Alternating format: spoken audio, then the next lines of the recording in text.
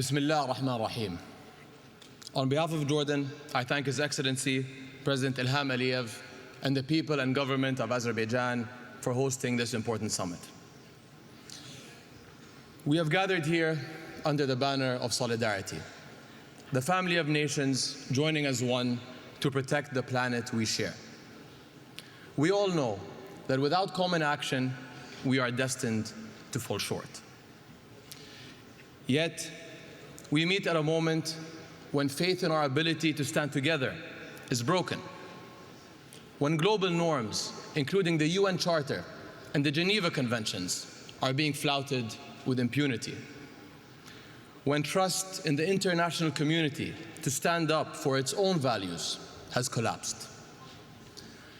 When humanitarian violations are broadcast daily for the whole world to see, yet continue to be ignored and dismissed without consequence. Saving our planet must start from the premise that all lives are worth saving. The solidarity we need depends on embracing that truth. Yet, over the past 13 months, the world has stood by as thousands of Palestinians have been killed in Gaza, the majority women and children. How can we work together for our shared future when some are deemed unworthy of one? The ongoing violence in my region undermines peace and security beyond its borders. In the end, this will benefit no one. My part of the world is already exposed to the harsh realities of climate change, to heat, to drought, to loss of biodiversity. The war is compounding environmental challenges for Gaza and beyond. A recent United Nations Environment Programme study highlighted contamination of land, water, and air. Sewage and waste management systems have been destroyed. Entire communities are now graveyards of debris. Another study found that rebuilding Gaza will result in total emissions higher than the annual emissions of more than 135 countries. An inclusive, just approach to the climate challenge requires that we address the links between climate, peace, and security. Nowhere is this clearer than among global refugee communities and their hosts, who are some of the most vulnerable to climate change. During COP29, His Majesty King Abdullah II launched the Global Climate Refugee Nexus Initiative. 58 countries have signed on to date, and we invite others to join. 1 in every 3 people living in Jordan is a refugee, and our infrastructure is feeling the strain.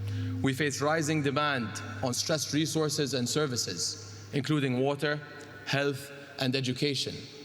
And while we in Jordan have made significant strides in clean energy, water conservation, and climate-smart agriculture, these efforts are not enough. We need to rally communities around climate action and secure a better future for our youth and generations to come.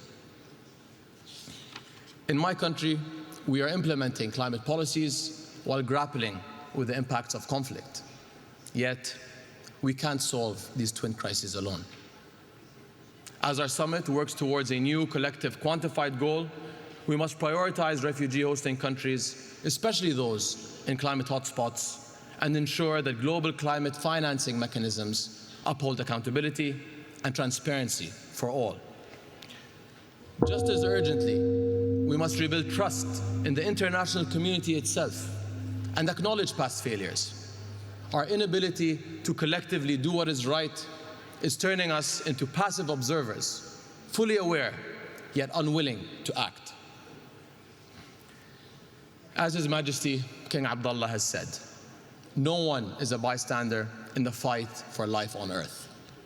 That means fighting against climate change, fighting for peace, and fighting to alleviate human suffering together, because every life is worth fighting for. Thank you. Thank you, Your Excellency.